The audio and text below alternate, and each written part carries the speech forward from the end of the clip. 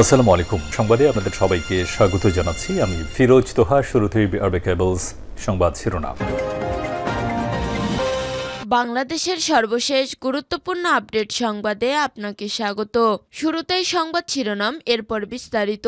শুরুতেই জানিয়ে দিব, শুল্ক স্থগিত করায় ট্রাম্পকে ধন্যবাদ জানালেন ডক্টর ইউনূস। শুল্ক স্থগিত করায় মার্কিন প্রেসিডেন্ট ডোনাল্ড ট্রাম্পকে ধন্যবাদ জানিয়েছেন প্রধান উপদেষ্টা ডক্টর মোহাম্মদ ইউনূস। চীন ছাড়া যেসব দেশের উপর পারস্পরিক শুল্ক আরোপ করা হয়েছিল সেগুলো 3 মাসের জন্য স্থগিত করেছে ট্রাম্প।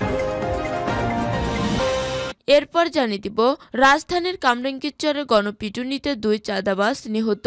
রাজধানীর কামরাঙ্গীরচরে সিলেট বাজারে গণধোলায় মাসুদ ও নাদিম নামে 2 চাঁদাবাজি ও সন্ত্রাসী নিহত হয়েছে। আহত হয়েছে আরও একজন। বুধবার 9 এপ্রিল রাত 9:30টার দিকে কামরাঙ্গীরচরে সিলেট বাজার এলাকায় ঘটনাটি ঘটে। এদিকে ঢাকা নদী তীর দখলে ছক এঁকেছিলেন তাপস। শেখ পরিবারের অন্যতম সদস্য ঢাকা দক্ষিণ সিটি কর্পোরেশনের ডিএসসিসি সাবেক মেয়র শেখ ফজলে নূর তাপস অবৈধভাবে বাংলাদেশে অভ্যন্তরীণ নৌ পরিবহন কর্তৃপক্ষের বিআইডব্লিউটিউ আওতাধীন ঢাকার নদী তীর ও ঘাট দখলে নেন।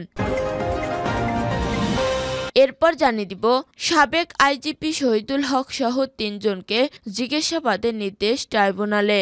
জঙ্গি নাটক সাজিয়ে ঢাকার কল্যাণপুরের জাহাজবাড়ি 9 নিরীহ তরুণকে জঙ্গি সাজিয়ে হত্যা মামলার ঘটনা সাবেক আইজিপি একেএম শহীদুল হক সহ 3 জনকে জিজ্ঞাসাবাদের নির্দেশ দিয়েছে আন্তর্জাতিক অপরাধ ট্রাইব্যুনাল।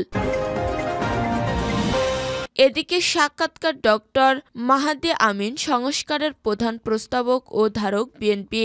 উপরাষ্ট্রপতি ও উপপ্রধানমন্ত্রীর পদ সৃষ্টির প্রস্তাব করেছে বিএনপি। পাশাপাশি দ্বিকক্ষ বিশিষ্ট সংসদ, রাষ্ট্রীয় ক্ষমতার ভারসাম্য, বিরোধী দল থেকে ডেপুটি স্পিকার, প্রধানমন্ত্রীর দায়িত্ব পালনের সময়সীমা নির্ধারণ বা ক্ষমতা হ্রাসের প্রস্তাবও দেওয়া হয়েছে জাতীয় ঐকমত্য কমিশনের কাছে। এবং সর্বশেষ জানিয়ে দিব, ফিলিস্তিনিকে স্বাধীন রাষ্ট্র স্বীকৃতি দিতে যাচ্ছে ফ্রান্স। আগামী কয়েক মাসের মধ্যে ফিলিস্তিনি রাষ্ট্রকে স্বীকৃতি দেবে ফ্রান্স। বুধবার 9 এপ্রিল দেশটির প্রেসিডেন্ট ইমানুয়েল ম্যাক্রো ফরাসি সংবাদ মাধ্যম ফ্রান্স 5 টেলিভিশনের সঙ্গে আলাপকালে একথা বলেন খবর রয়টার্সের। তিনি বলেন, আমাদের অবশ্যই ফিলিস্তিনিকে স্বীকৃতির দিকে যেতে হবে এবং এটি আমরা কয়েক মাসের মধ্যে করব। প্রিয় দর্শক, এতক্ষণ শুনছিলেন সংবাদ শিরোনাম, এরপর বিস্তারিত। তবে তার আগে বন্ধু জানিয়ে দিন আপনি কোন স্থান থেকে আমাদের সংবাদটি দেখছেন এবং শুনছেন। জানিয়ে দিন এই সংবাদ সম্পর্কে আপনার মূল্যবান মতামত। আর বন্ধু, আপনি যদি আমাদের চ্যানেলে নতুন হয়ে থাকেন তাহলে ভিডিওটি দেখতে দেখতে চ্যানেলটি সাবস্ক্রাইব করে রাখুন, যাতে করে আমাদের পরবর্তী সংবাদগুলো সবার আগে আপনার কাছে পৌঁছে যায়। এবারে বিস্তারিত। শুল্ক স্থগিত করায় ট্রাম্পকে ধন্যবাদ জানালেন ডক্টর ইউনূস। শুল্ক স্থগিত করায় মার্কিন প্রেসিডেন্ট ডোনাল্ড ট্রাম্পকে ধন্যবাদ জানিয়েছেন প্রধান উপদেষ্টা ডক্টর মোহাম্মদ ইউনূস। চীন ছাড়া যেসব দেশের উপর পারস্পরিক শুল্ক আরোপ করা হয়েছিল সেগুলো 3 মাসের জন্য স্থগিত করেছে ট্রাম্প। বুধবার রাতে প্রধান উপদেষ্টার ভেরিফাইড ফেসবুক পেজে এই ধন্যবাদ জানানো হয়। স্ট্যাটাসে বলা হয়, আমাদের অনুরোধে 90 দিনের জন্য নতুন শুল্ক স্থগিত করার সিদ্ধান্তে সম্মতি জানানোর জন্য আপনাকে ধন্যবাদ মিস্টার প্রেসিডেন্ট। আমরা আপনার বাণিজ্য নীতি বাস্তবায়নের লক্ষ্যে প্রশাসনের সঙ্গে সহযোগিতা অব্যাহত রাখবে। এর আগে গত সপ্তাহে যুক্তরাষ্ট্রের প্রেসিডেন্ট ট্রাম্প বিশ্বের বিভিন্ন দেশের উপর প্রতিশোধমূলক শুল্ক আরোপ করেন। তখন বাংলাদেশের উপর শুল্ক আরোপ করা হয়েছিল 37% শুল্ক। এর পরিপ্রেক্ষিতে বাংলাদেশের রপ্তানি পণ্যের উপর আরোপ করা সম্পূরক শুল্ক পুনর্নির্বাচন করতে যুক্তরাষ্ট্রের প্রেসিডেন্টকে চিঠি দিয়েছিলেন বাংলাদেশের প্রধান উপদেষ্টা। ওই চিঠিতে যুক্তরাষ্ট্রের সঙ্গে বাংলাদেশের বাণিজ্য ঘাটতি কমিয়ে আনতে পদক্ষেপ নেওয়ার কথা তুলে ধরে শুল্ক আরোপের সিদ্ধান্ত 3 মাসের স্থগিতের অনুরোধ করা হয়েছিল। রাজধানীর কামরাঙ্গীরচরে গণপিটুনিতে 2 চাঁদাবাজ নিহত।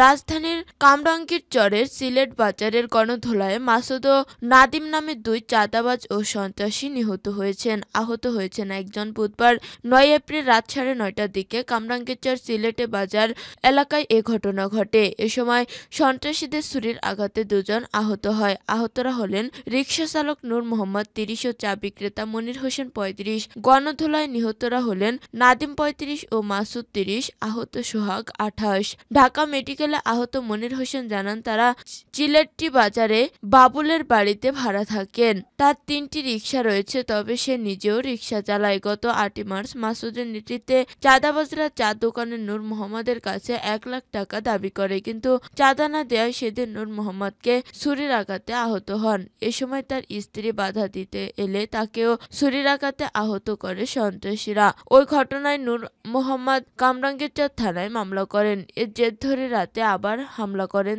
এতে তারা 2 জন আহত হয়। পরে তাদেরকে মেডিকেল কলেজ হাসপাতালে ভর্তি করা হয়েছে।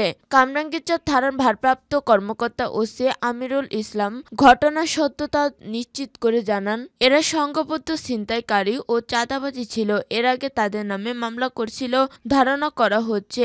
এর জের ধরে আজকে কয়েকজনের মামলায় বাদীসহ 2 জনকে ছুরির আঘাত করে। পরে স্থানীয়রা 3 জনকে গণধোলাই দেয়। মাসুদ নামে একজন ঘটনাস্থলে মারা যায় এবং সোহাগ ও নাদিম নামে 2 জনকে ঢাকা মেডিকেল কলেজ হাসপাতালে নিয়ে গেলে নাদিম মারা যায়। আহত সোহাগ ঢাকা মেডিকেল চিকিৎসাধীন রয়েছেন। বিষয়টি বিস্তারিত তদন্ত করে দেখা হচ্ছে।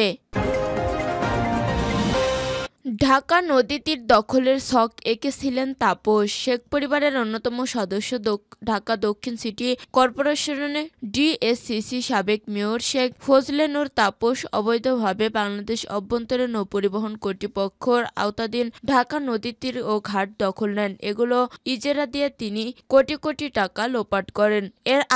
এর পাশাপাশি সিটি কর্পোরেশনের আশেপাশে নদী তীরের বেশ কিছু এলাকা দখল নেয়ার ছকও এঁকেছিলেন তিনি। জানা গেছে, বিআইডব্লিউটির আওতাধীন নদীবন্দরের জমি ঢাকা দক্ষিণ সিটি কর্পোরেশনের তৎকালীন মেয়র তাপস ক্ষমতার দাপটে অবৈধ প্রক্রিয়া ইজারা নামের মাধ্যমে দখল করে কোটি কোটি টাকা হাতিয়ে নেন। 1958 সালের অধ্যাদেশ অনুযায়ী বিআইডব্লিউটি নদীবন্দর সীমানায় এবং সীমানার বাইরে ঘাট পয়েন্ট উন্নয়ন, রক্ষণাবেক্ষণ এবং পরিচালনা করবেন। সে অনুযায়ী ঢাকা নদীবন্দরের সীমানা ফতুরার ব্রিজি মাউথ থেকে আশুলিয়ার ধৌর ব্রিজ পর্যন্ত। নদীবন্দরের প্রজ্ঞাপন জারির পর নিয়ম অনুযায়ী জেলা প্রশাসন ও বিআইডব্লিউটির সমন্বয়ে নদীবন্দরে সীমানাভুক্ত বুড়িগঙ্গা ও তুরাগ নদীর তীরভূমি যৌথ জরিপ শেষে তফসিল প্রস্তুত ও ম্যাপ প্রণয়ন করা হয় এবং তফসিলভুক্ত তীরভূমিতে বিআইডব্লিউটির কর্তৃপক্ষ বন্দর উন্নয়ন ও নৌবাণিজ্যিক কর্মকাণ্ড পরিচালনার জন্য রাজস্ব নির্ধারণ করে নিয়মিতভাবে জেলা প্রশাসককে পরিশোধ করে আসছে। সাবেক আইজিপি শহীদুল হক সহ 3 জনকে জিজ্ঞাসাবাদের নির্দেশ ট্রাইব্যুনালের। জঙ্গি নাটক সাজিয়ে ঢাকার কল্যাণপুরের জাহাজবাড়িতে 9 নিরীহ তরুণকে জঙ্গি সাজিয়ে হত্যা মামলার ঘটনায় সাবেক আইজিপি একেএম শহীদুল হক সহ 3 জনকে জিজ্ঞাসাবাদের নির্দেশ দিয়েছেন আন্তর্জাতিক অপরাধ ট্রাইব্যুনাল। রাষ্ট্রপক্ষের আবেদনের প্রেক্ষিতে বিচারপতি মোহাম্মদ গোলাম মুর্তজা মজুমদারের নেতৃত্বাধীন 3 সদস্যের ট্রাইব্যুনাল বুধবার এই আদেশ দেন। আগামী 20, 21 ও 22 এপ্রিল তাদেরকে জিজ্ঞাসাবাদ করবে ট্রাইব্যুনাল তদন্ত সংস্থা। বাকিরা হলেন ডিএমপির সাবেক কমিশনার আসাদুজ্জামান মিয়া ও মিরপুর জোনের সাবেক ডিসি জসিমউদ্দিন মোল্লা। গত 24 মার্চ পুলিশের সাবেক এই 3 কর্মকর্তাকে জাহাজবাড়ি মামলায় গ্রেপ্তার দেখিয়ে কারাগারে পাঠায় ট্রাইব্যুনাল। তখন ট্রাইব্যুনালের প্রধান প্রসিকিউটর তাজুল ইসলাম বলেছেন, তদন্ত সংস্থার সাক্ষ্য প্রমাণও উঠে এসেছে যে এই 3 পুলিশ কর্মকর্তার নির্দেশ ও পরিকল্পনা জাহাজবাড়ি হত্যাকাণ্ডে রয়েছে।